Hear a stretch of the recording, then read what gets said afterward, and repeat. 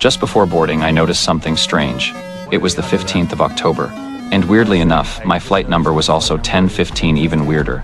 The flight, which was originally scheduled to take off at 9:30, got delayed to 10:15. Too many coincidences. Something about it just didn't sit right with me. I stepped onto the plane, and before I even took my seat, I instinctively scanned the cabin. That's when a stranger gave me a friendly smile. I nodded back politely. After I sat down, I noticed something odd in the seat.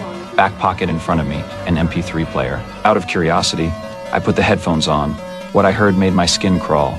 It was some kind of eerie story about Flight 1015. Yeah, the very flight I was on. As the audio played, I realized everything it said was happening in real time. The recording said the passengers had fastened their seatbelts. I looked up. The flight attendant was just demonstrating how to buckle up. Then it said it had started raining outside. I pulled up the window shade. Sure enough, heavy rain was pouring down. It was like the MP3 was predicting everything before it happened. Before I could process any of it, the voice on the recording said something that made my blood run cold. Flight 1015 will disappear from radar in exactly 1 hour and never be found. I froze. But right at that moment, the plane started to shake. We were taking off. The recording continued. It said there were several strange details behind the flight's disappearance. For example, the pilot's name was Connor.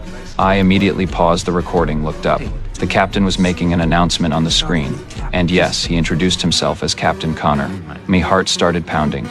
I pressed play again. The MP3 said a flock of birds would appear near Flight 1015, and during a thunderstorm, one of them would hit the engine at exactly 10:21 and, right as those words left the speaker, boom, a loud explosion came from the engine.